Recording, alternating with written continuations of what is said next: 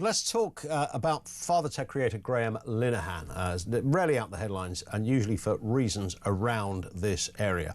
But he's explained that he was arrested by 5 armed police officers at Heathrow over a series of, quote, anti-trans tweets. This happened just yesterday. The Irish comedy writer, arriving from a 10-hour flight from Arizona, claims he was treated like a terrorist as soon as he stepped off the plane. He said he was questioned and released with a bail condition banning him from using X. Let's speak with Connie Shaw, External Affairs Officer at the Free Speech Union, joins us in the studio. I mean, this is, in a bizarre way, Connie, I'm not... Like, if you read this story 10 years ago, I saw somebody write this online. You just assume this was... Somebody had made it up. A bloke in the pub told you about a fella that had said something about a man in a dress, and suddenly 5 coppers arrested him. You go, that's not true. You heard what Mick's been saying in the pub. He's full of the old BS, Mick. He's making stuff up. This is where we're at now, so I'm actually not surprised to read this. This is just another day. Well, only the second day in phase 2 of Keir Starmer's Britain. Phase 2, there it is again. Phase 2. And it seems it's almost just as bad as phase 1 when it comes to free speech. And of course, he likes to go on about how we've always had free speech in this country and we always will. We're very proud of it. But no, it seems to be a consistent pattern of bad faith actors reporting people for what they think, what they find offensive. Then the police actually arrest these people. I mean, if I was a police officer and this was what I was being told to do, I don't think I could do it. Imagine 5 armed police officers as soon as he steps off his flight. I mean, that is being treated like a terrorist. He was detained for 16 hours and then they released him when they had to take him to A&E because his blood pressure was so high, they were concerned he might have a stroke. As far as I'm aware, Graham is doing okay now. Obviously not great, but he's not under too much... Has he tweeted since? Or no, because otherwise he'd break his bail conditions. He should be arrested again. Are you allowed to even set that as a bail condition? Well, it was the same with our other member, Robert Moss, who, when he was released... remind us what happened with Robert Moss. Robert Moss, he was had the police banging on his front door at 7 a.m. after he had criticised his former employer on a private Facebook group, and he was taken to the police, to the... what's it called? Police station. Police station, yes. Yeah, that's where the police live. Had his DNA taken, his photo taken, his fingerprints taken, and when he was released on bail, he was told, you're not allowed to talk about the fact you've been arrested. And the FSU gave him a barrister, and we overturned those bail conditions. Yeah, I mean, that's the kind of stuff that... You know, I reckon the fella that runs North Korea would be going, blimey, we don't go that far. I mean, it's extraordinary. And of course, these 2 cases aren't the only ones. You also had Julian Fawkes earlier in the year, who he was arrested and his house raided. The famous Brexity Books comment made about the Douglas Murray books and the Spectator he had on his shelves. That was a mistaken tweet as well, isn't it? They read incorrectly what he'd written. We won him £20,000 back in compensation. There was also Maxie Allen and Rosalind Levine. They were arrested. They were detained for about 11 hours and were arrested by 11 police officers, detained by 6 hours. And we're also looking to get compensation for them as well. 30 people a day are arrested for offensive tweets. I mean, this is extraordinary. And it's funny, you go back to the guy who wrote something... and I forgot his name now, you just alluded to him, the one whose house was raided. Julian Fawkes. Julian, who was a former copper himself. It was his own police force. Former police force. Well, that was the same with Robert Moss. It was his he used to work in the fire service. It was the fire service that complained about him.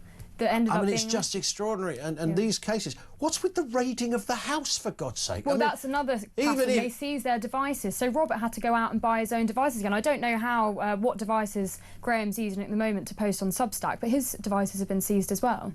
I mean, this is just beyond kind of anything you could make up. It's firmly in very sinister territory, Connie. I mean, this is no longer like, you know, whether you first read one of these stories, you go, look, it was an overactive inspector at a police station that thought there was going to be a riot so they nipped it in the bud. You might have just found a very tenuous defence as to what might have... But there's so many of these cases now that it's no longer that. I know, and that's why I can't believe some people who continue to say that the idea that there's a free speech crisis in this country is a right-wing dog whistle or a dog whistle of any kind, when they are simply ignoring what's going on in front. I mean, this story has gone around the world in a matter of hours. Elon Musk is now aware of it. J.K. Rowling is retweeting it all. Everyone knows about it. Twitter is flooded with it.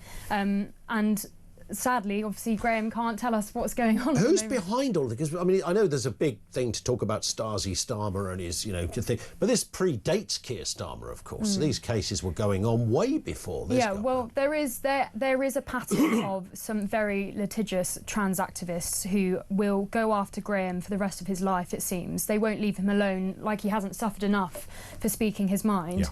Yeah. And they are just people who want to ruin his life, simply because he thinks that women should be able to have single-sex spaces and children shouldn't be told that they're born in the wrong body. And it's just devastating to see the fact that he was already on his way, that he was coming back to the UK because he has a trial at the end of this week for other charges for something else to do with trans activists. And so it just seems like a never-ending nightmare, and I only wish that at some point Graham finds some sort of peace and he's left alone for once. One of the things he wrote was, if a trans-identified male is in a female-only space, he is committing a violent, abusive act. Make a scene. Call the cops, and if all else fails, punch him in the balls. That was one of the things he said. I think most people would say that's kind of fair enough, and the police would have perhaps gone, well, maybe it was the punch him in the balls bit. It was a call to violence. Well, I think it has to be so narrow to say that something's a call to violence. We also need to remember that Graham is a comedy writer. That is he's lost all of his work in the UK because he's spoken out about this. Things he say are not always literal. Yeah. He's the most gentle, the kindest man, one of the kindest men I've ever met. There is no way that he would actually advocate violence. Of course but he's making a statement, and this is the thing that people say, oh, he's mean to trans people. No, he's talking about men here. Men who encroach on women's spaces need to be told no, and women are at their last tether. Yeah. Despite the fact that the law is on our side now, men are still coming in to women's spaces, and universities and workplace aren't upholding it. Just finally, a comment from Kemi Badenoch on this. She says, this is the statement from her, sending 5 officers to arrest a man for a tweet isn't policing, it's politics. Under Labour, we routinely see burglary, knife crime and assaults go unsolved, while resources are wasted on thought policing. It is time this government told the police their job is to protect the public, not monitor social media or for hurty words. The government would stop this nonsense on day one and make public safety, the Conservatives, rather, would stop this nonsense on day one and make public safety the first duty of policing instead of pandering to fringe ideologies. What do we make of that final word, Connie?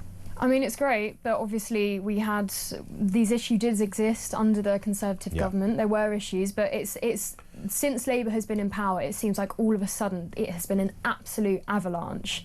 And something has to happen. I don't care who does it, but something. I mean, just having the training of police, when they get these reports, does not one of them think, maybe this isn't, like I said, if I was a police officer, I couldn't possibly do it. I said, I'm not going armed to Heathrow to go and arrest Graham Linehan for a tweet. Wasn't there a guy, a copper, I've got to be very brief on this, Connie, but wasn't there a copper recently who was told to go around to somebody's house and tell them about, the fact that we're going to a protest the next day? He was caught on a doorbell. Yeah, he was so embarrassed. And he actually said, I'm sorry. The copper went, really sorry about this, it's ridiculous, I don't want to be here, I don't want to be here, but I'm going to tell you anyway. And I think the copper got in trouble for that, but there we go.